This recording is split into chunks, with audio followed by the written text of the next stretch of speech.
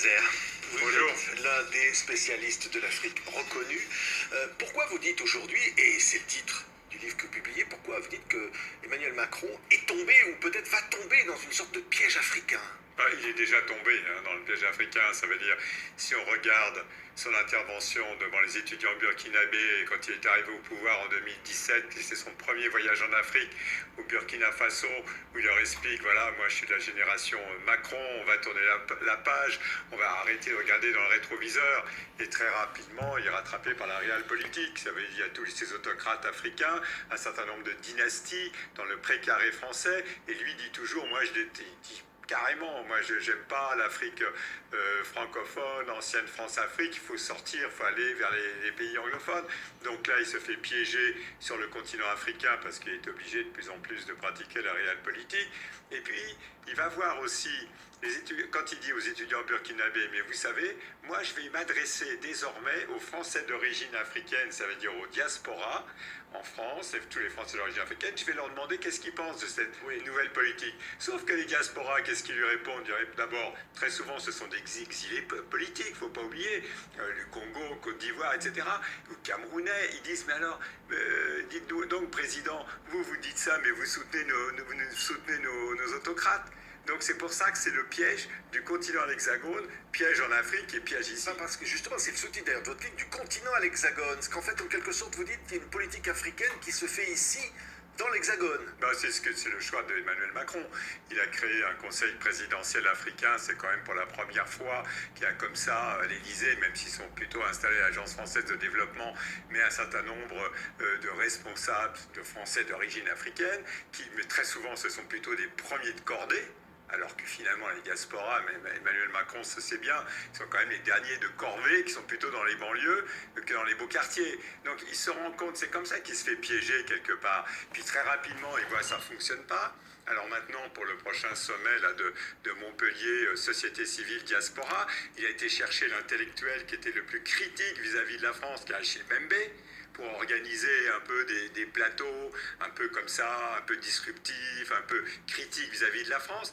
En fait, il essaye d'avoir des sleeping partners qui peuvent très bien pas être si sleeping que ça. Et il est vraiment, vis-à-vis de l'Afrique, il est transgressif, mais dès qu'il y a une aventure, évidemment, quand il y a une histoire comme le Tchad, brusquement, il se retrouve au premier rang avec une image. Les obsèques d'Idriss Déby. Donc là, au fond, d'ailleurs, c'est ce qui a des conséquences très importantes dans le Sahel, parce que le Tchad est au cœur, hein, vous le dites d'ailleurs, vis-à-vis de la déstabilisation de la Libye.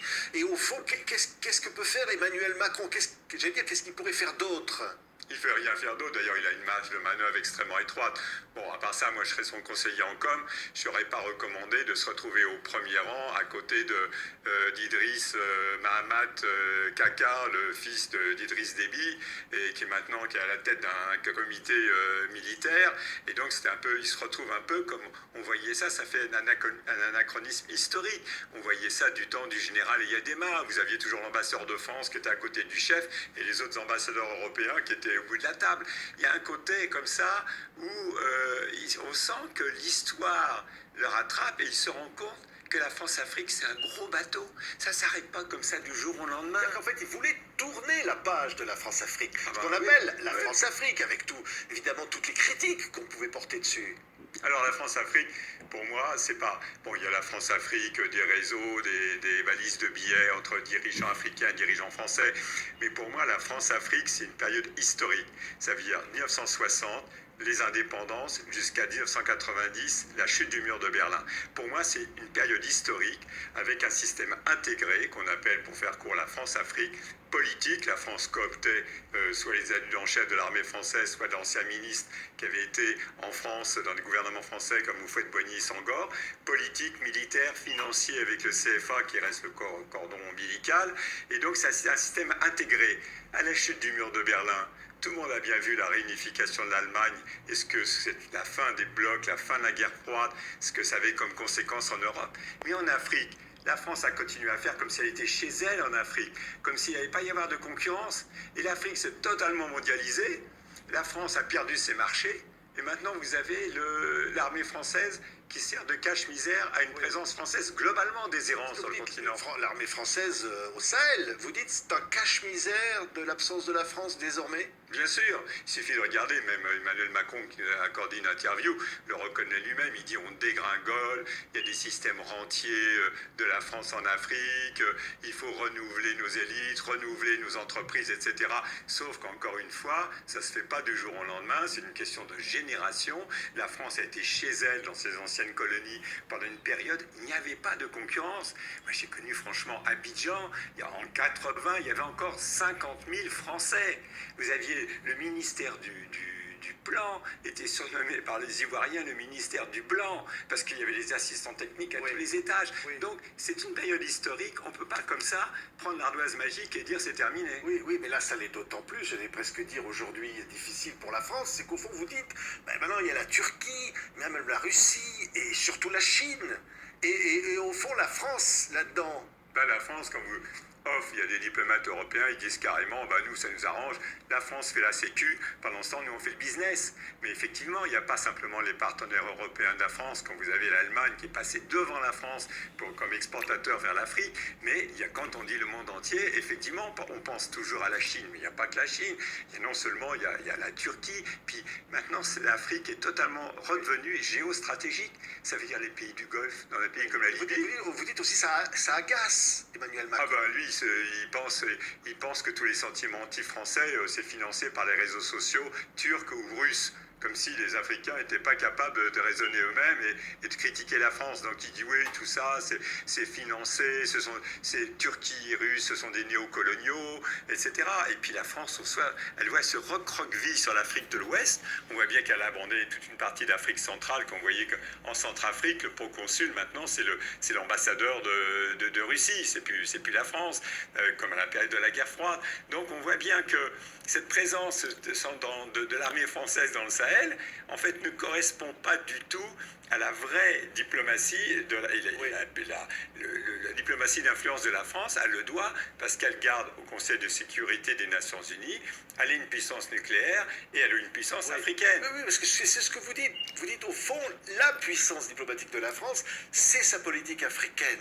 Bien sûr. Ce qui est inattendu. Oui, c'est inattendu, mais c'est une réalité, franchement. Moi, je ne suis pas une petite souris, je ne suis pas dans le secret des dieux, mais beaucoup de chefs d'État du monde entier, quand ils parlent à Macron, en dehors, bien sûr, des problèmes européens, des dossiers précis, mais la plupart du temps, c'est de l'Afrique.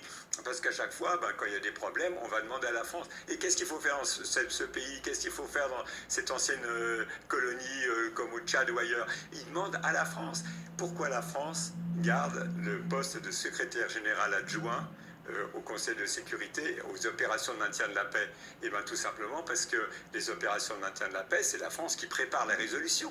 Quand il y a les résolutions sur la Côte d'Ivoire, quand la France a finalement, l'armée française a sorti Laurent Gbagbo, tout ça c'est des résolutions avalisées par les Nations Unies parce que c'est la France qui propose les résolutions. Oui, alors il y a deux pays dont vous parlez, réconciliation tentée par Emmanuel Macron, l'Algérie et le Rwanda. Alors l'Algérie, il y a évidemment les propos sur la colonisation, entre guillemets, crime contre l'humanité, mais ça c'était pendant la campagne électorale d'Emmanuel Macron, il ne les remploie plus cette expression, et on voit aujourd'hui, là non plus, là ça n'a pas l'air de marcher avec l'Algérie. Non, parce qu'évidemment, tout ça, c'est aussi en politique intérieure pour les Algériens. Ils n'ont pas envie de se réconcilier.